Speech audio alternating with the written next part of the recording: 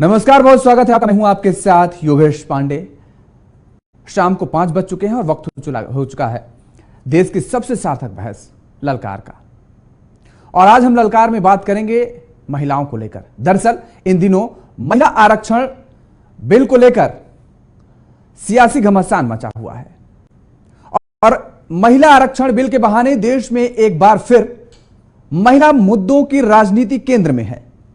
पिछले कुछ सालों में महिलाओं को चुनाव में साइलेंट फैक्टर कहा जा गया, जो खामोशी से सत्ता की बिसात बदल देती हैं।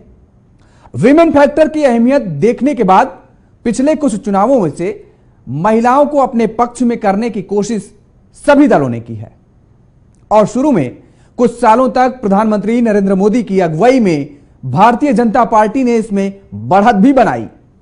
बाद में विपक्षी दलों ने गलती का एहसास करते हुए इन पर फोकस करना शुरू किया और अब महिला आरक्षण के बहाने आम चुनाव से पहले खुद को महिला हितों से जुड़ी पार्टी बताने की सियासत प्रतियोगिता शुरू हो चुकी है।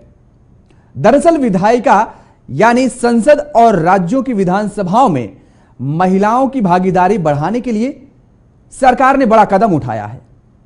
संसद और राज्यों की विधानसभाओं में महिलाओं के लिए सरकार ने 33% आरक्षण का प्रावधान किया और जाहिर तौर पर इस विधेयक के पारित हो जाने के बाद सियासत में महिलाओं की नुमाइंदगी भी बढ़ जाएगी।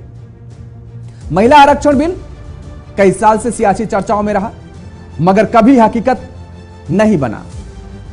अभी के हालातों को देखें तो संसद के दोनों सदनों से इसके पास होने की संभावना तो पूरी दिखती है, लेकिन संसद से पास होने के बाद भी इसे अमली जामे तक पहुंचाने में कई बाधाओं से गुजरना होगा और जिसमें सबसे बड़ी चुनौती जनगणना और परिसीमन की प्रक्रिया को तय समय पर पूरा करवाना होगा।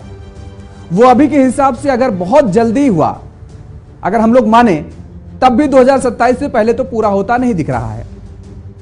हालांकि आम चुनाव से चंद महीने पहले इस मुद्दे को लाकर नरेंद्र मोदी की अगुवाई में भारतीय जनता पार्टी इसका पूरा सियासी लाभ लेने की पूरी कोशिश भी करेगी।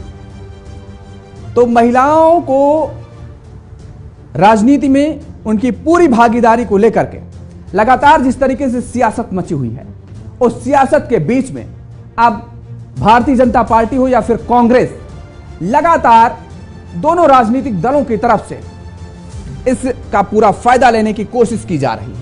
और आज हम इसी मुद्दे पर चर्चा करेंगे कि आखिर इस मुद्दे को लेकर के सियासी होड़ क्यों, महिला आरक्षण को लेकर के जिस तरीके से सियासी होड़ मची हुई है, सियासी घमासान मचा हुआ है, यह अपने आप में भी एक बड़ा सवाल है कि क्या वास्तव में महिला आरक्षण की जो बात की जा रही है यह महज सियासी रोटियां सेकने के लिए की जा रही है या फिर वास्तव में इन राजनीतिक दलों की महिलाओं की चिंता है, उनके हक की चिंता है और उनके हक को दिलाने के लिए क्या वास्तव में ये लड़ाई लड़ते नजर आ रहे हैं क्या?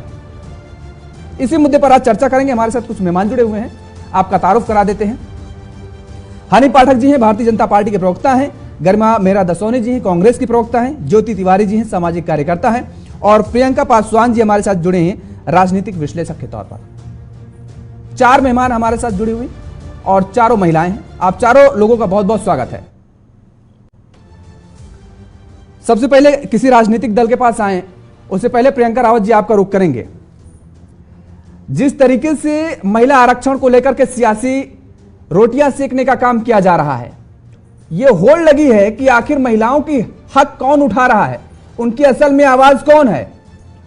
महिलाओं के वोट बैंक को लेकर के जिस तरीके से सियासत मची हुई है, क्या वास्तव में यह सियासत भर केवल कर रहे हैं या वास्तव में इन लोगों को चिंता है महिलाओं को उनके हक दिलाने की? आपको क्या लगता है? क्योंकि आप एक महिला हैं और दूसरी बात, समाज से आप जुड़ी हैं और राजनीतिक पार्टियों के कदमों को लेकर के जो चहलकदमी मच रही है उन पर भी नजर रखती हैं आप।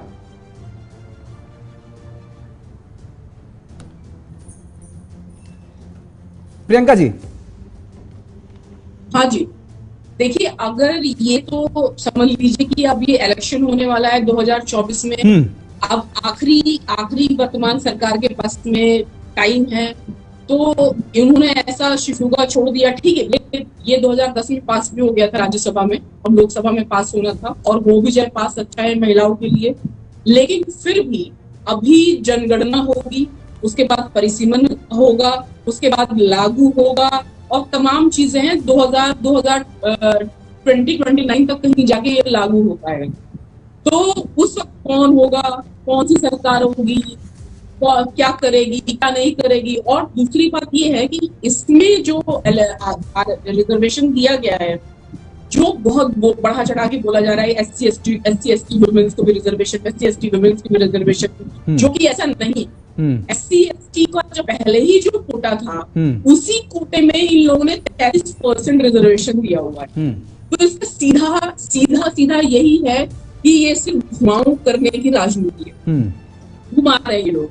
और ओबीसी का भी यहाँ पे कहीं नाम नहीं। देखिए, रिजर्वेशन इसलिए होता है कि जो भी जिसका भी प्रतिनिधित्व नहीं है पॉलिटिकल पार्टीज में, पॉलिटिक्स में या नौकरी में या किसी जगह पे, तो उनको प्रतिनिधित्व दिया जाए। तो यहाँ पे ओबीसी का प्रतिनिधित्व देख लीजिए कहाँ पे है। और वहीं पे अगर मुस्लिम महिलाओं का प्रतिनिधित्व देखा जाए, तो मुस्लिम महिलाओं का छोड़िए पुरुषों का प्रतिनिधित्व नहीं है कहीं पे। ना ही सरकारी नौकरी में प्रतिनिधित्व है, ना ही मीडिया में ज्यादा प्रतिनिधित्व है, ना ही जुडिशरी लेवल पे प्रतिनिधित्व है। मतलब कहीं पे भी मुस्लिम महिलाओं का, मुस्लिम जो एक बहुत बड़ी जनसंख्या है, उनका कोई प्रतिनिधित्व नहीं है।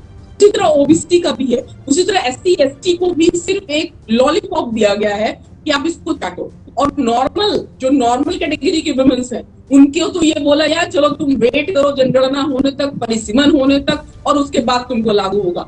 और वहीं देख लीजिए, अगर एक पॉलिटिकली बात नहीं होगी, संसद की बात नहीं होगी और नॉर्मल की बात होगी, तो वहीं पे ये भी कहा जा सकता है कि निजीकरण करके तो सब कुछ खत्म कर दिया। तो मतलब आपके कहने का मतलब ये है प्रियंका जी कि ये जो दो पारी खेलने के बाद भारतीय जनता पार्टी एक सियासी परीक्षण कर रही है, और अभी 2024 के लोकसभा चुनाव के साथ 2029 का लोकसभा चुनाव भी साधने की कोशिश अभी से कर रही है।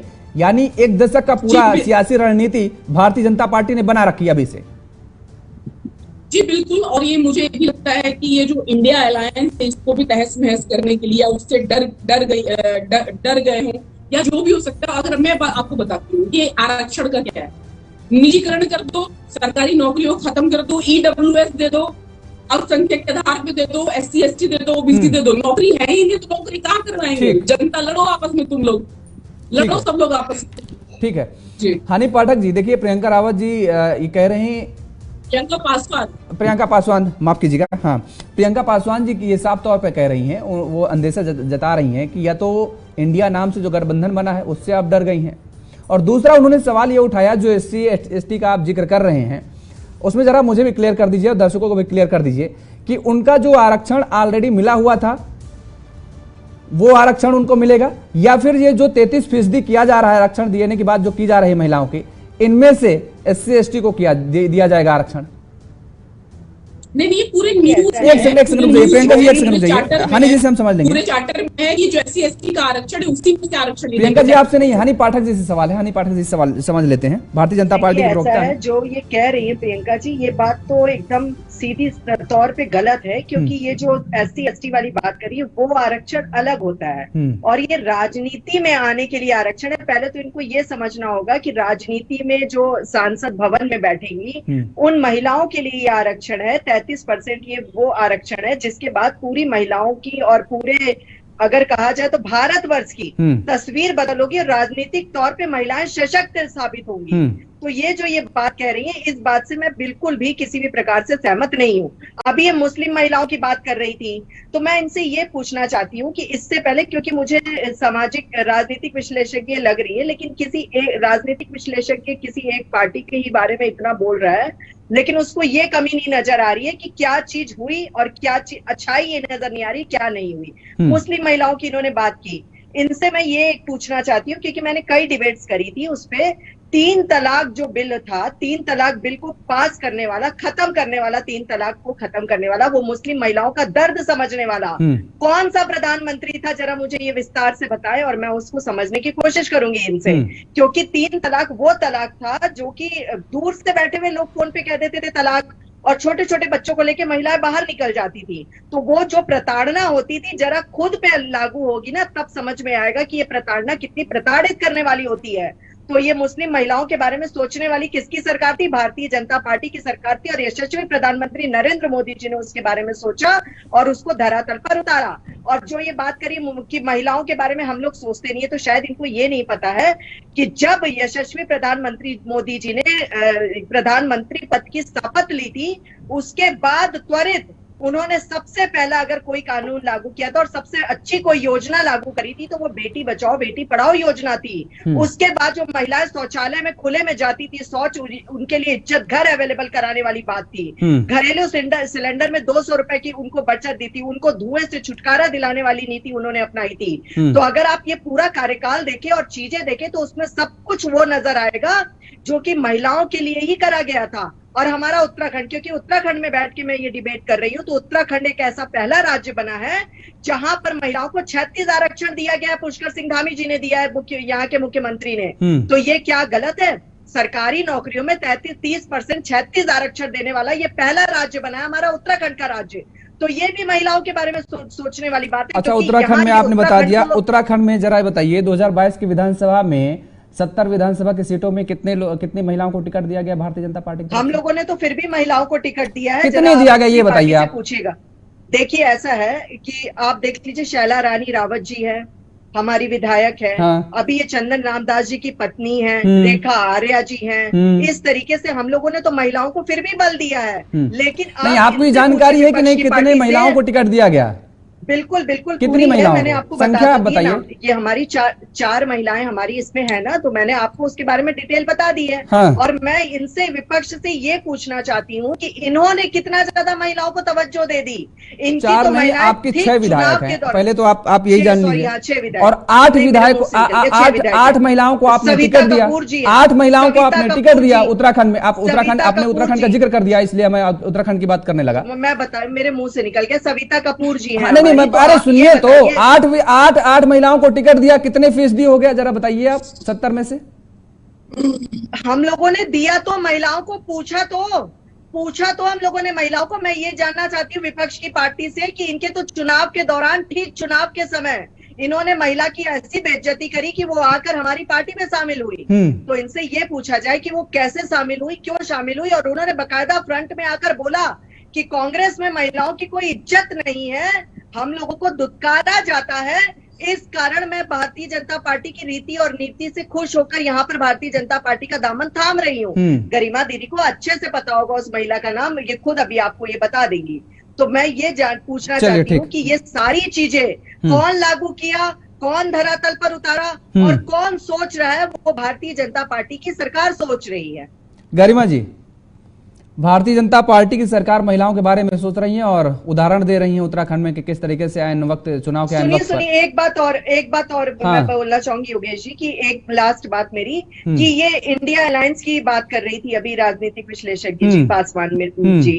मैं इनसे ये पूछना चाहती हूँ कि इंडिया अलायंस जब अपना गठबंधन किया तो महागठबंधन के दौरान इन्होंने कौन से ऐसे वादे कर दिए कि अगर हम में से कोई प्रधानमंत्री बनता है, क्योंकि लिस्ट तो बहुत लंबी चौड़ी है, तो हम में से कोई प्रधानमंत्री बनेगा तो हम महिलाओं के लिए ये करके दिखाएंगे या हम महिलाओं के लिए वो करके दिखाएंगे। और जहां जहां इनकी सरकार है विपक्ष की, वो ये बता दे वहां महिलाओं के ऊपर अत्याचार क्यों हो रहा है, वहां महिलाओं के लिए क्यों नहीं कोई चीज लागू कर दे रहे हैं, वहां महिलाओं के लिए क्या अच्छी। ठीक है, आ गई बात आपकी, आ गई। गरिमा दसोनी जी, आप महिलाओं की बात करती हैं, बेटी हूं, लड़ सकती हूं, ये भी नारा देती हैं, लेकिन ये उत्तर प्रदेश तक ही सीमित रहता है। जब विधानसभा के चुनाव थे उत्तराखंड में भी इस बात को लेकर के जोर शोर से आवाज उठी और आपकी कार्यकर्ताओं ने, आपकी नेताओं ने ही ये आवाज उठाई। और भारतीय जनता पार्टी की प्रवक्ता बैठी हैं, वो आरोप लगा ही रही हैं कि दरअसल आपकी पार्टी में आपकी नेताओं ने ही ये बात का ठिकरा फोड़ा है कि वहां पर सम्मान नहीं होता महिलाओं का। देखिए भाई, सबसे पहले तो मैं बताना चाहती हूँ कि कांग्रेस पार्टी पूरे देश को एक साथ किसी भी प्रोजेक्ट का हिस्सा बनाए या किसी भी बिना होमवर्क के पूरे प्रदेश को कतारों में खड़ा कर दे, ये हमारा स्ट्रगल नहीं रहा। हम हमेशा एक प्रदेश को लेते हैं, उसमें पायलट प्रोजेक्ट के रूप में तो गैस सिलेंडर को 500 रुपए करते हैं, फिर हम आर्थिक तौर पर स्थिति देखते हैं कि प्रदेश चला पा रहे हैं, नहीं चला पा रहे, फिर हम दूसरे देशों में भी लागू करते हैं। हमने चाहे गैस सिलेंडर को 500 से नीचे लाने की बात हो, वो हमने पहले एक प्रदेश से शुरू करी और आज हम जहां जहां हमारा शासन है वहां गैस सिलेंडर 500 से नीचे मिल रही है। उसके अलावा ये बेटी हूँ, लड़ सकती हूँ, लड़की हूँ, लड़ सकती हूँ, ये हमने उत्तर प्रदेश से पायलट प्रोजेक्ट के रूप में शुरू किया माननीय प्रियंका जी के नेतृत्व में, और हम उसके नतीजे देखना चाहते थे। जहां हनी पाठक का सवाल है, हनी पाठक तो बहुत कुछ बोलेंगी, और इसके अलावा मैं ये भी पूछना चाहती हूँ, पिछले 6 साल में 6 बाई इलेक्शन हुए, अब तो इसका मतलब इनके वहां परिवारवाद और पल्लवित पुष्पित होगा। जब आरक्षण नहीं था तब 6 बाई इलेक्शंस में, बीच में नहीं हनी पाठक, बीच में नहीं, I was quiet, I was silent, so learn how to listen to others. तो हनी पाठक बताएं, पिछले 6 साल में 6 बाई इलेक्शंस हुए हैं और 6 के 6 उपचुनाव में या तो पत्नी या भाई या बहन को टिकट मिला है, और अब जब आरक्षण हो जाएगा तो समझ लीजिए इनके सारे नेताओं की पत्नियां कूद पड़ेंगी। ये बताएं हनी पाठक कि आपके नेताओं ने सार्वजनिक सभाओं में महिला सशक्तिकरण को लेकर, महिलाओं की पब्लिक डोमेन में भागीदारी को लेकर कितनी बड़ी बड़ी बातें करी। बेटी हूँ, बेटी बचाओ बेटी पढ़ाओ का नारा आपने बिल्कुल ठीक कहा, कितना झूठा वो नारा साबित हुआ। वो नारा झूठा साबित हुआ। मणिपुर की जो 2 नग्न लड़कियां परेड कराई गई, 3 महीने तक प्रधानमंत्री या इनके मंत्रिमंडल का कोई भी व्यक्ति मणिपुर नहीं पहुंचा। ये बात करती है यहाँ उत्तराखंड की या दूसरे प्रदेशों की बेटी पढ़ाओ की। उसके अलावा देखिए, महिला कुश्ती पहलवान दर्द की ठोकरें खाती रही, दिनों सड़कों पर बैठी रही, क्या इस्तीफा दिया ब्रिजभूषण शरण सिंह से? यह है बेटी बचाओ। यहाँ अंकिता भंडारी को इनके ही पूर्व राज्य मंत्री के बेटे ने बलात्कार करके चीता बैराज में फेंक दिया, हत्या कर दी उसकी। क्या किया इन्होंने? 1 साल बाद भी अंकिता हत्याकांड पर फास्ट ट्रैक कोर्ट में मामला ही गया, उस बच्ची को न्याय नहीं मिला। और तो और उस उत्तराखंडी बच्ची से इतना बड़ा बैर इन लोगों को कि उसकी परसों पुण्यतिथि थी भाई साहब, पुण्यतिथि पर एक दिया इन्होंने जलाना गवारा नहीं समझा उस बच्ची के लिए। कितनी बद्दुआएं लग रही होंगी उस बच्ची की, जिसको ना आप न्याय दिला रहे हो, ना उसकी पुण्यतिथि पर उसको एक भारतीय जनता पार्टी फिर ऐसे उदाहरण तो फिर देने लगती है, राजस्थान का जिक्र करने लगती है वो, और एक शैक्षिक संस्थान का नाम भी 9.5 साल हो गए। एक सेकंड, उत्तराखंड में एक शैक्षिक संस्थान का नाम भी उत्तराखंड सरकार देने जा रही है। पांडे जी सुनिए, 9.5 साल हो गए पूर्ण बहुमत की सरकार को, मोदी सरकार को। जब 9 मार्च 2010 को कांग्रेस की सरकार ने, गठबंधन की सरकार ने इसको पारित करा लिया राज्यसभा में, फिर आज 13 साल बाद आपको महिला आरक्षण बिल की याद आ रही है? ये जो नाच रही थी ना आज भाजपा के मुख्यालय में, यहाँ उत्तराखंड भाजपा मुख्यालय में नाच रही थी महिलाएं, उन सबको लगा बेचारी भोली भली महिलाओं को हम विधायक बन गई, उनको लगा कि महिला आरक्षण बिल आ गया, क्योंकि उनमें खुद ना पढ़ने की समझ है, ना सूझबूझ है, ना कान खुले रखती है, ना आंख खुले रखती है। जहां नेताओं ने कहा वहां ढोल के संग पहुंच जाती है। ये कितनी लायक रहेंगी जब तक महिला आरक्षण बिल आएगा? हाँ। इनमें से कितनी राजनीति करने लायक बचेंगी? ये कुछ कह नहीं सकते। ये आपका जेन्युइन सवाल है, ये जेन्युइन सवाल है, लेकिन एक सवाल यहाँ पर और आपसे जोड़ते हैं। आपने आज जो ओबीसी सुन लीजिए, अरे गरिमा जी सुन लीजिए, अब आप भी सुन लीजिए गरिमा जी, आपने जो ओबीसी के लिए कोटे के अंदर कोटे की मांग आज आप कर रही हैं, जब आपकी सरकार थी तब तो आप भी कोटे के अंदर कोटे का प्रावधान नहीं कर रही थी। इसी को लेकर के तो आरजेडी और समाजवादी पार्टी विरोध कर रही थी, फिर आज ये कहां से याद आ गई? बात का जवाब दे रही हूँ।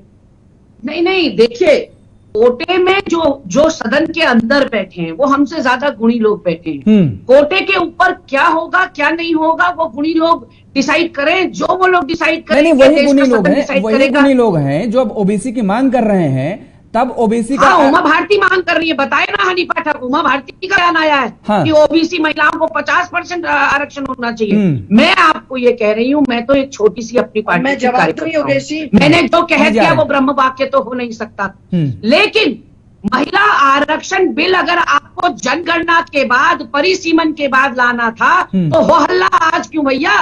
हो हल्ला भी तभी मचा लेते क्योंकि 2024 का चुनाव सामने है, क्योंकि इंडिया गठबंधन से आप थर-थर कांप रहे, तो आप खाली फोल्डर हाथ में लेके चल रहे पार्लियामेंट में। ठीक, और हनी जी आप जवाब दीजिए, इसके बाद ज्योति जी के पास आते हैं। मैनेजमेंट आज क्यों किया जा रहा है? अगर इसको 27-28 2027 28 के जनगणना और परिसीमन के बाद लाना था, नाटक नौटंकी और तमाशा भी तभी करना चाहिए था।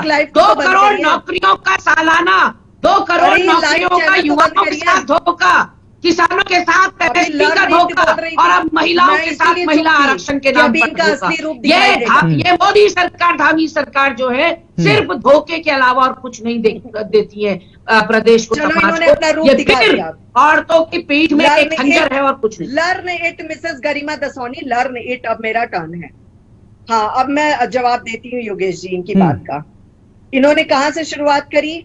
लड़की हूं, लड़ सकती हूं की बात पे आपकी बात का जवाब दिया। लड़की हूं, लड़ सकती हूं, मगर जहां पर इंडिया अलायंस की बात आएगी वहां पर चुप रह सकती हूं, क्योंकि राजस्थान में 6 महीने की बच्ची को जला दिया जाता है परिवार सहित, वहां आकर मैं मुंह पर टेप लगा सकती हूं।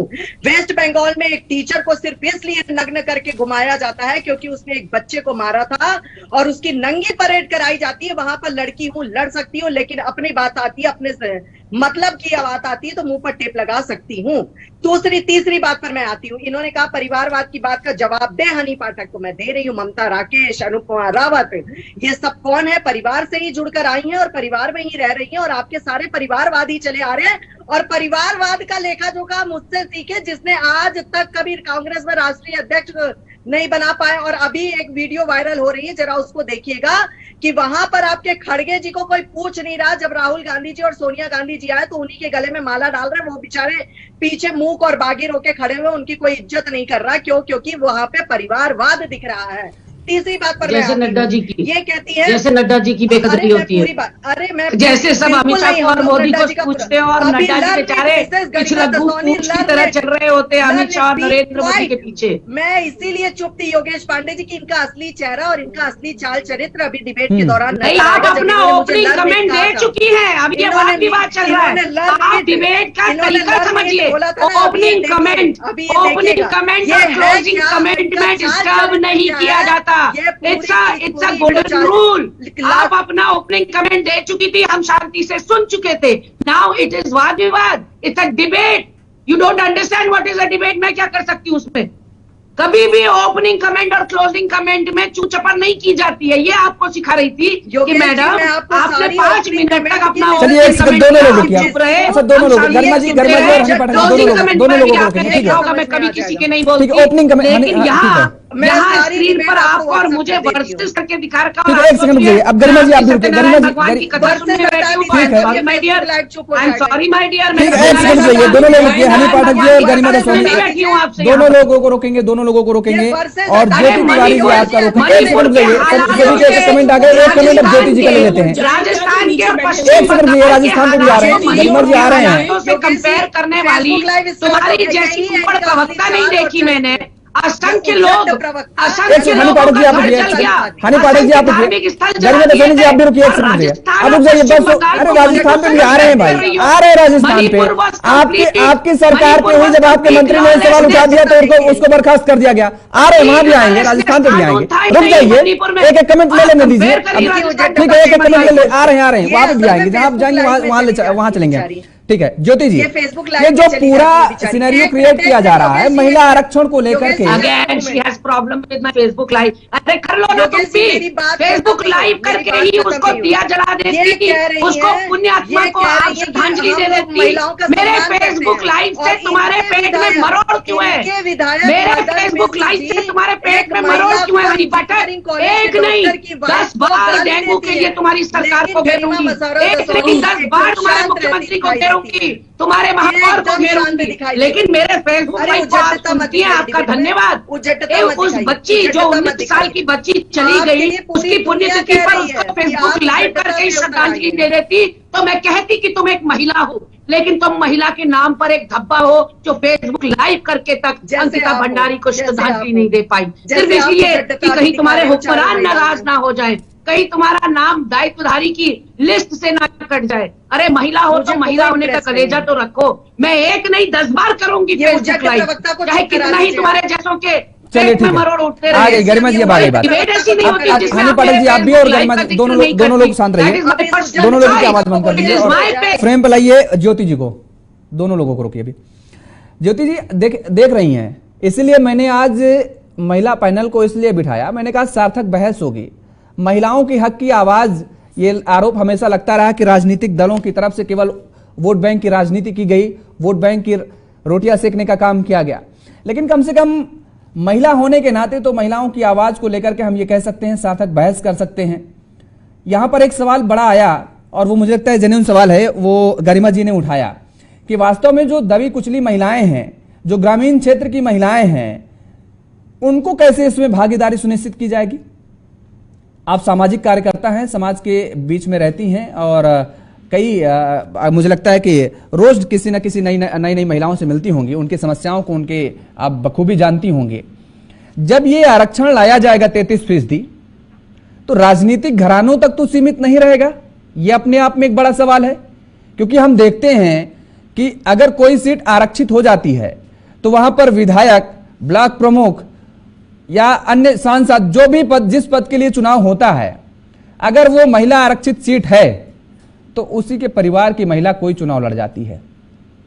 हम अपने घर से बाहर क्यों नहीं निकल पाते हैं? किसी सामान्य महिला को उठाने की कोशिश क्यों नहीं करते? उसके उत्थान की कोशिश क्यों नहीं करते? सोचते क्यों नहीं है? क्या आरक्षण मात्र से महिलाओं का उत्थान हो जाएगा, या फिर इन राजनीतिक दलों को, राजनीतिक पार्टियों को या उनमें शामिल नेताओं को भी अपने अंदर परिवर्तन करने की जरूरत है? ये प्रश्न मुझसे था ना, क्योंकि डिस्कनेक्ट हो गई थी। जी ज्योति जी, आपसे जी।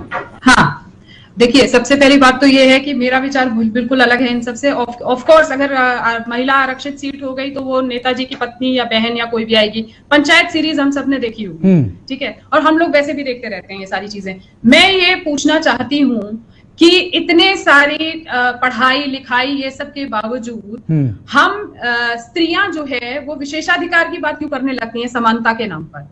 किस चीज से डर लग रहा है हमको? कंपटीशन से डर क्यों लग रहा है? अगर मेरी जगह पर मान लीजिए कोई विधायक, पुरुष विधायक ज्यादा अच्छा काम कर सकता है तो जबरदस्ती मुझे सिर्फ इसलिए खड़ा किया जाए कि एक महिला का फेस चाहिए। मुझे नहीं समझ में आती इस तरह की समानता। और मैं बार बार इस तरह की बातें बार बार बोलती हूँ कि लड़कियों को अकाउंटेबल तो ठहराना शुरू कीजिए। जिस तरह से मिसयूज है हमारे देश में महिला वाले लॉज का, उसमें महिलाएं ही ज्यादा प्रताड़ित हो रही है। हमने देखा यहाँ पर दो महिलाएं आपस में क्या करेंगे ऐसे आरक्षण का, जहां पर महिला दूसरे की महिला की बात को समझने को तैयार नहीं है? मुझे तो नहीं लगता, क्योंकि मुझे इस बात से बिल्कुल फर्क नहीं पड़ता है कि वहां पर कितनी महिलाएं हैं, नहीं है संसद में। हमारे लिए काम हो रहा है, वो चाहे पुरुष करे, चाहे महिला करे, चाहे कोई थर्ड जेंडर करे, उससे हमें क्या फर्क पड़ता है? और हम इतना क्यों घबरा रहे हैं? हमको हर जगह विशेषाधिकार की जरूरत क्यों पड़ती है? हम पहले पुरुषों से समानता मांगते हैं, उसके बाद अपने लिए अलग ट्रेन मांगते हैं, उसके बाद उस ट्रेन में भी अपने लिए आरक्षित कि कोच अलग मांगते हैं, फिर बस अलग मांगते हैं, फिर पिंक ऑटो चला देते हैं। ये सब किस तरह का, मतलब हम इस तरह का समाज देना चाह रहे हैं क्या कि जहां पर बाद में लड़कियों को ये लगे कि अच्छा मैं तो कुछ कर ही नहीं सकती, मेरी तो पीएचडी की डिग्री बेकार है, वैसे तो मैं सबसे कम्पीट करके आई थी, लेकिन अब मुझे आरक्षण की जरूरत है। क्योंकि ये आरक्षण यहीं तक नहीं ठहरेगा, सिर्फ पार्लियामेंट तक नहीं ठहरेगा, ये बाहर भी जाएगा, ये जॉब्स में भी आएगा। योगेश जी, आपको खतरा होना चाहिए इस चीज से और बाकी लोगों को भी, क्योंकि अब योग्यता और पढ़ाई लिखाई का कोई मतलब नहीं रह गया, मेरी मेहनत का भी कोई मतलब नहीं रह गया। कल को आप ये सीट आरक्षित कर दीजिए कि ये जो है दलित महिला के लिए रिजर्व है। मान लीजिए कि मैं सक्षम हूं तो मैं इसलिए नहीं आ सकती क्योंकि मेरी जाति बीच में आएगी। आप लोग ये झगड़ा यहाँ पर करवाया गया है, फिर ये महिलाओं के अंदर होगा। मैंने बहुत अंदर तक जाके देखा, आप सही कह रहे हैं, मेरी तरह तरह की महिलाओं और पुरुषों से ये सारी बातचीत होती है और मुझे ये कॉन्सेप्ट ऑफ इक्वालिटी समझ में नहीं आ रहा, क्योंकि मैं फर्स्ट वेव फेमिनिज्म पढ़ के आई हूँ। मेरे लिए इक्वालिटी मतलब लड़के के साथ में compete करना। अगर वो 10 ऊंची कूद लगा रहा है तो मुझे भी 10 ऊंची कूद लगानी है। ये नहीं कि अरे ठीक है आप महीना 5 ही लगा लीजिए चलेगा और उसके बाद मैं बोलूं मुझे इक्वालिटी चाहिए। I don't understand this equality, not at all. और जिस तरह से इस देश में अभी आप जो बलात्कार की बात कर रहे हैं ना, अगर मैं आपके पास आंकड़े प्रस्तुत करूं, आप हैरान हो जाएंगे कि किस तरह से रेप लॉज का मिसयूज किया जा रहा है। I don't understand this equality. मुझे आप लोगों की बातचीत भी बिल्कुल समझ नहीं आ रही, एक दूसरे पर डालने का क्या ही मतलब बनता है। पुरुष आयोग की मांग बहुत दिनों से चल रही है जिसके बारे में कोई नहीं सोच रहा। This is only a election gimmick, ये तो मैं बोल रही हूँ क्योंकि पता है कि इलेक्शन आना है। ज्योति जी ठीक है, अब मैं आपकी बात को पूरी समझ गया, यानी आप इस आरक्षण के खिलाफ हैं, आप ये नहीं चाहते कि ऐसा किसी भी तरीके का कोई आरक्षण लाया जाए जिससे महिलाओं को ये लगे कि हम पीछे। लेकिन यहाँ पर एक बात समझने की जरूरत पड़ेगी, मुझे लगता है ज्योति जी आपको भी। हम कभी भी किसी भी राजनीतिक दल का अगर देखें तो कोई भी राजनीतिक दल महिलाओं को टिकट देने में भी गुरेज करता है। हम किसी भी सरकार सुन लीजिए उसके बाद जमीनी स्तर की हकीकत सुनिए, उसके बाद फिर आप आकलन करिएगा, फिर बताइएगा। आपने ठीक बात कही है कि आपने पीएचडी कर रखी है, कोई लड़की पीएचडी कर रखी है तो वो जॉब के लिए अप्लाई कर सकती है। लेकिन यहां पर जो है राजनीति में जो उसकी भागीदारी है सुनिश्चित करने की बात हो रही है, यहां पर महिलाएं पिछड़ती नजर आ रही हैं और उसका हम वाक्य बता रहे हैं आपको। उसके बाद क्या? तो इससे फर्क क्या पड़ता है? पिछड़ने से क्या, मुझे नहीं समझ में आ रहा, मैं वही तो बोल रही हूँ। पिछड़ने से ये फर्क पड़ता है, सुन लीजिए, पिछड़ने से फर्क क्या पड़ता है? अभी आप देख रही थी किस तरीके से पार्लियामेंट में सारे पुरुष थे, 498 के पास सदन के अंदर महिलाओं की जब महिलाएं होंगी तो अरे सुनिए तो जब सदन के अंदर महिलाएं होंगी तो कम से कम अपनी आवाज उठा सकेंगे। आप देखती हैं आजकल सदन का क्या हाल बना हुआ है, क्या हाल बना हुआ है सदन के अंदर का। दूसरे की आवाजें काट रही है, बेइज्जती कर रही है दूसरे की, ये किस तरह की? नहीं चाहिए इस तरह की आवाजें। ऑलरेडी जो पुरुष जिस तरह के हमारे मुद्दे उठा रहे हैं, मुझे उनसे कोई प्रॉब्लम नहीं है। मुझे समझ में नहीं आ रहा है कि ये लड़ाई किस चीज की चल रही है। अगर महिलाएं होंगी तो नहीं चाहिए, इस तरह की महिलाएं नहीं चाहिए। हमारे मुद्दे उठ रहे हैं बहुत अच्छी तरह से। अच्छा ठीक है, अच्छे मुद्दे उठ रहे हैं। अब सुनिए, अब एक आंकड़ा रख रहा हूं आपके सामने, अब एक आंकड़ा रख रहा हूं, दूसरे नजरिए से आप देखिए, दूसरे नजरिए से देखिए, शायद आपको समझ में आ जाए। मैं इसलिए कह रहा हूं, एक शोध के मुताबिक भारत में महिला विधायकों ने अपने विधानसभा क्षेत्रों में अर्थव्यवस्था में हर साल 1.8% से वृद्धि की है, जो पुरुष विधायक की तुलना में ज्यादा है। इस बात को आप समझिए, यानी महिला विधायक जो हैं वो पुरुष विधायकों की तुलना में ज्यादा बेहतर काम कर रही हैं। और आगे ये जो रिपोर्ट आई है वो भी बता दें, और नहीं तो आपको भेज देंगे, भिजवा देंगे, वो भी आप कह देंगे, व्हाट्सएप करवा देंगे अपनी टीम से हम, नहीं वरना आप देख लीजिएगा। United Nations university world institute for development economics research में इस बात को पाया गया है।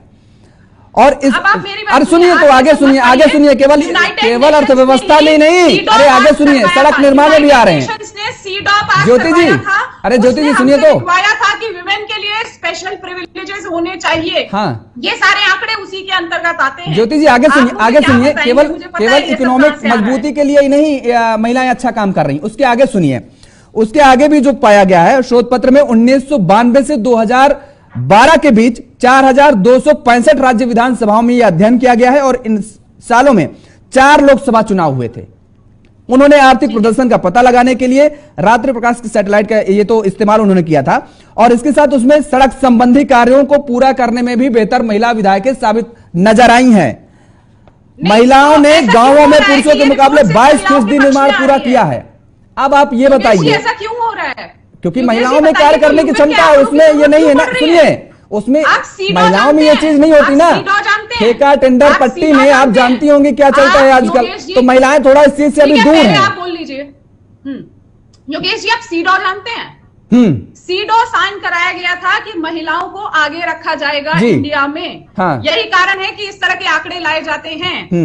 एनसीआरबी का डेटा बताता है 498 के केसेस में महिलाओं के ऊपर ज्यादा मुकदमे होते हैं। आप क्या कर रहे हो महिलाओं के लिए, मुझे बताइएगा जरा। कोई कुछ नहीं कर रहा है, ये सिर्फ आई वॉश है। और अगर महिलाएं आगे नहीं आ पा रही हैं, उनके लिए यूनिवर्सिटी में कोर्सेज चलाइए, उनको सिखाइए कि कैसे आगे आना है, और इसके लिए आरक्षण की जरूरत नहीं। ये ठीक बात आपने कही। ये मैं नहीं आरक्षण की बात अभी महिलाओं को साथ में लाने के लिए, अगर कहीं और अन्य जगह आरक्षण लागू है तो मुझे लगता है महिलाओं को भी जरूरी है उनको अपने समानांतर स्थिति में लाने के लिए, खड़े करने के लिए। शिक्षा की बात से मैं आपके सहमत हूं, छोड़ दीजिए ना, शिक्षा की बात से मैं आपके सहमत हूं कि इसको लेकर के ठीक है। हानि पाठक जी देखिए, ज्योति तिवारी जी तो बिल्कुल इसके खिलाफ हैं। ये भी एक महिला है, सामाजिक कार्यकर्ता है, और ये खुद बता रही हैं कि भाई आए दिन नए नए लोगों से मुलाकात करती हैं और उनसे इनकी बातें भी होती हैं। ये कह रही हैं कि महिलाओं को आरक्षण की क्या जरूरत, ये जो दान दिया जा रहा है, जो आपके शब्दों में हम कहें तो रेवड़ी बांटी जा रही है, क्योंकि इस शब्द का इजाद आपने किया है। तो ज्योति तिवारी जी कह रहे हैं हमें रेवड़ी नहीं चाहिए। भाई आप हमें शैक्षिक संस्थानों में आप हमें ये बताइए, महिलाओं को ये बताइए कि हम कैसे अपनी भागीदारी सुनिश्चित कर सकते हैं, कैसे हम आपसे कम्पीट कर सकते हैं, आपके लेवल पर आकर के खड़े हो सकते हैं। ये रेवड़ी क्यों? देखिए ऐसा है, ज्योति जी की बात बहुत अच्छा लगा। एक सेकंड था उनकी बातों से कि महिलाओं को वाकई में बहुत ज्यादा बैसाखी की आवश्यकता नहीं है, लेकिन ज्योति जी जो बातें हैं वो इस समय राजनीतिक क्षेत्र की हो रही है कि राजनीति में जल्दी से महिलाएं बाहर निकलकर नहीं आती हैं और उनको इग्नोर कर दिया जाता है क्योंकि पुरुष उस जगह पर अपनी जगह ले लेते हैं। लेकिन जब एकदम रिजर्व सीट हो जाएगी तो जिस प्रकार से महिला अपने घर को संभालती है, घर के बाहर की चीजों को संभालती है और हर चीज को संभालती है, और आपके पास तो सामाजिक कार्यकर्ता होने के नाते बहुत केसेस आते होंगे, तो महिलाएं कितनी शक्तिशाली हर जगह हो जाती हैं, उसी तरीके से वो वहां पर भी जिस प्रकार से अभी आपने आंकड़ा बताया उस आंकड़े में ये खुद निकल कर आया है कि महिलाएं एक अच्छी विधायक साबित होती हैं। जिस प्रकार वो घर संभालती है, उस प्रकार वो देश और राज्य भी संभालती अच्छा ठीक है, आंकड़े ठीक है, एक सेकंड, लेकिन ये एक राजनीतिक क्षेत्र के रूप में देखा जाना चाहिए। चलिए किसी के आंकड़े आप मत मानिए, मैं ये कहना चाहती हूँ कि राजनीतिक क्षेत्र में जब महिलाओं को इग्नोर कर दिया जाता है, वहां अगर आरक्षण रिजर्व हो जाएगा तो जिस प्रकार से अन्य पार्टियां और कोई और पार्टी उनको इग्नोर करती है, वो चीज नहीं रह जाएगी और उनको 100% वहां पे आरक्षण होने के नाते जगह दी जाएगी ही जाएगी। तो इससे एक उज्जवल राज्य, उज्जवल देश का भी तो विकास होगा। नहीं तो क्या आरक्षण से महिलाओं का सभी का विकास और अभी नहीं हो रहा है? एक सेकंड रुक जाइए ज्योति जी, राजनीतिक क्षेत्र की बात, आरक्षण लागू हो जाएगा, क्या हो जाएगा उससे? एक सेकंड रुक जाइए ज्योति जी, एक सेकंड। राजनीतिक क्षेत्र की बात, ठीक है, हानि जी आपसे सवाल है, राजनीतिक अगर आरक्षण लागू हो जाएगा तो क्या आपको लगता है कि महिलाओं का उत्थान हो जाएगा? बिल्कुल होगा, बिल्कुल होगा। वो और बढ़ चढ़कर हिस्सा लेंगी और उनको केवल आरक्षण लागू होने से, अरे एक सेकंड रुक जाइए, केवल आरक्षण लागू से उत्थान कैसे हो सकता है जब आप अपने अंदर का जो बदलाव है वो नहीं करेंगे? या आपके मतलब कि राजनीतिक घरानों का? देखिए ऐसा है योगेश जी, वही मैं आपको बता रही हूँ, जब एक विधायक अपने आप को विधायक जब बनती है तो वो जिस प्रकार से सब कुछ संभालती है, वो राज्य को संभालेगी, फिर वो केंद्र में जाएगी। अरे वो तो संभालेंगे जब मौका देंगे आप लोग तब ना। अच्छा समाज का हानि पाठक जी, जब आप जैसे लोगों को टिकट मिलेगा तब ना, आप जैसे लोगों को टिकट मिलेगा तब ना। बाहुबली सब टिकट लेकर के बैठ जाएंगे, आपको टिकट ही नहीं मिलेगा तो फिर कहां से आप आएंगे आगे? आप जैसी महिलाएं, ठीक है, एक रुक जाइए प्रियंका जी, आप कुछ कहना चाहेंगे? ऐसा योगेश जी, उसी के लिए रिजर्व सीट रखी गई, उसी के लिए रिजर्व सीट। तो उसी के लिए तो कांग्रेस कह रही है कि ओबीसी को बुलाइए भाई, उसी के लिए तो कह रही है कि ओबीसी को लाइए कम से कम। ज्योति जी जो बातें कर रही है ज्योति जी, मैं इनकी तारीफ करती हूँ और मुझे लगता है कि इनके घर में सभी लोग बहुत अच्छे पढ़े लिखे होंगे और ये भी उस परिवार से आती होंगी जहाँ पे 4 आप पर्सनल आक्षेप करना बंद कीजिए, वरना मेरे को भी आपका परिवार खोलना पड़ेगा। प्रियंका जी यूनिवर्सिटी जाती होंगी, यूनिवर्सिटी जाती होंगी, आप इनको आरक्षण दे रहे हैं, अच्छी बात है और आप इनको आरक्षण दे रहे हैं। मैं सिर्फ अपनी बात कह रही हूँ, उस पर इनको प्रॉब्लम है। आप इनको आरक्षण दीजिए। वही ये कह रही हूँ, लेकिन वही ये कह रही हूँ, यही करेंगे संसद में बैठ के एक दूसरे को, आपके परिवार के सदस्य ऐसे करते हैं। आरक्षण रिजर्वेशन से प्रतिनिधित्व का मतलब है, अगर जिस समाज की महिला जो रिजर्वेशन से ही पल के आई हो, उनका क्या ही कर सकता है? प्रतिनिधित्व नहीं रिजर्वेशन के बिना चल आरक्षण होता है, उनके लिए रिजर्वेशन होता है।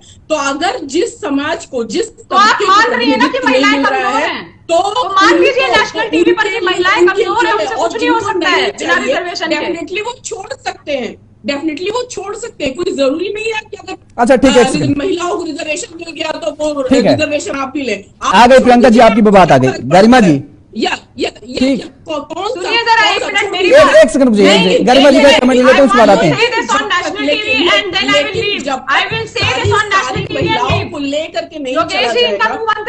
प्रियंका जी एक सेकंड रुक जाइए, प्रियंका जी रुक जाइए, आ गई बात आपकी, प्रियंका जी आ गई आपकी बात। चीजों का कोई मतलब ठीक है, ठीक है, आ गई आपकी बात, आपको भी रोकेंगे, ज्योति जी आपको भी रोकेंगे। गरिमा ठीक है, गरिमा जी एक आंकड़ा है, रुक जाइए ज्योति जी, आप भी रुक जाइए, आप भी रुक जाइए, आप भी रुक जाइए ज्योति जी। क्या बोलती है? I want women to speak their mind. ठीक है, ठीक है, अरे अपनी विचारधाराएं हैं, आपने अपने अकॉर्डिंग ठीक बात कही। दोनों लोगों की आवाज, दोनों लोगों की आवाज बंद कर दीजिए, एक सेकंड, दोनों लोगों की आवाज बंद कर दीजिए। गरिमा जी, 1952 के पहले लोकसभा चुनाव में 874 करीब प्रत्याशी मैदान में उतरे पहले चुनाव में, और जिसमें 1874 उम्मीदवारों में 1831 पुरुष और 43 महिलाएं थी। और इसमें जो जीत दर्ज की, 467 पुरुषों ने जीत दर्ज की सीटें और 43 में से 22 महिलाओं ने जीता। अगर इसका प्रतिशत निकालें तो 51% पुरुष और 51% महिलाएं और 25% पुरुष जीते। अगर शुरुआती दौर से हम महिलाओं को लेकर के जिस तरीके से राजनीति कर रहे हैं, महिलाओं को आगे बढ़ाने की कोशिश की जाती, अगर परसेंटेज देखें जीत का, तो महिलाओं का तो बहुत ज्यादा है। तो महिलाओं को हम आगे क्यों नहीं ला पाए? कहां कमी रह गई आखिर? नहीं, देखिए, कुछ महिलाओं को आगे लाने में कमी रही पुरुष सत्तात्मक व्यवस्था की। हमारी पूरी व्यवस्था हमारे देश की पुरुष सत्तात्मक है। यहाँ पर मेल डोमिनेटेड सोसाइटी जिसको कहते हैं वो है। और दूसरा कुछ कमी रही महिलाओं की खुद की तरफ से कि वो उस कर्मठता को या उस कहते हैं ना, इच्छा शक्ति को अपने अंदर पैदा नहीं कर पाई। उनको ये लगा कि हम दहलीज क्रॉस करेंगे तो हमारे चूल्हे चौके का क्या होगा, हमारे मवेशियों का क्या होगा, बच्चों को कौन देखेगा, बूढ़े सास ससुर को कौन देखेगा। तो कहीं ना कहीं एक सपोर्ट जो फैमिली की तरफ से उन महिलाओं को मिलना चाहिए था, वो नहीं मिल पाया। ज्योति जी बातें बहुत रेवोल्यूशनरी कर रही हैं, पर बातों में दम इसलिए नहीं है क्योंकि हम महिला सशक्तिकरण की बात कहते हैं। सशक्तिकरण बाद में आएगा, सशक्त हम बाद में होंगी, पहले हम समान तो आए। पुरुष सत्तात्मक समाज में हम समानांतर ही खड़े नहीं हो पा रहे। जो नेहरू जी के टाइम पर 5% का रिकॉर्ड था संसद में या विधानसभाओं में महिलाओं का, वो अब बढ़कर 14% हुआ है। तो अगर हम 75-77 सालों में केवल 14% महिलाओं को आगे ला पाए हैं, तो इसका मतलब एक बहुत बड़ी खाई है पुरुषों के और महिलाओं के राजनीतिक। 9 से 10% लाभ लेके आए। 9 से 10%। यहाँ उत्तराखंड में 14% मानते हैं। हाँ। विधानसभा में हमारा जो है हमारा प्रतिनिधित्व। लेकिन मैं जनरली कहना चाहती हूँ कि इसका मतलब जो आर्थिक खाई की हम बात करते हैं कि सामाजिक खाई बढ़ रही है, आर्थिक खाई बढ़ रही है, यहाँ राजनीतिक खाई बढ़ रही है। बिल्कुल, उस राजनीतिक खाई को पाटने के लिए महिलाओं को आरक्षण की जरूरत है। एक महिला की दिक्कत परेशानियों पर पॉलिसीज बनाने के लिए एक महिला, एक संवेदनशील व्यक्ति का होना बहुत जरूरी है। और सुशासन के लिए भी महिलाएं मल्टीटास्कर्स होती हैं, ऑनेस्ट होती हैं, वो बहुत डिसिप्लिन्ड होती हैं, वो पंक्चुअल होती हैं, बहुत सारी ऐसी काम एंड कंपोज्ड होती है। तो बहुत सारी ऐसी क्वालिटीज हैं महिलाओं में जो बेटर हैं पुरुषों से। आप ये कहेंगी कि भैया मैं रात के 11 बजे क्यों नहीं घर से बाहर? ठीक है गरिमा जी, आ गई आपकी बात। समय का अभाव है। रेवोल्यूशनरी बातें अच्छी लगती है सुनने में, लेकिन आप नहीं निकल सकते क्योंकि आप फिजिकली उतने मजबूत नहीं है। ठीक है गरिमा जी, माफ कीजिएगा, समय का अभाव है, इसीलिए लड़कियों का रात को निकलना प्रतिबंधित होता है घरों में। ठीक है, यहीं पे चर्चा को विराम देना पड़ेगा गरिमा जी। करने लग जाए कि मैं तो आदमियों के, ठीक है, रोकेंगे अब आपको। समय का अभाव है, इसलिए हमें चर्चा को यहीं पे विराम देना पड़ेगा गरिमा जी, माफ कीजिएगा। और आप सभी मेहमानों का हमारे साथ जुड़ने के लिए बहुत बहुत धन्यवाद, बहुत बहुत शुक्रिया। आपने अपना बहुमूल्य कीमती समय हमें दिया। तो लगातार जिस तरीके से महिलाओं के आरक्षण को लेकर के सियासत जारी है, और अभी आपने सुना सामाजिक कार्यकर्ता ज्योति तिवारी जी हमारे साथ जुड़े हुए थे, वो कह रहे हैं कि महिलाओं को आरक्षण की जरूरत ही नहीं है। अब देखने वाली बात यह होगी कि आखिर इस आरक्षण पर आने वाले समय में कौन सा सियासी दल फायदा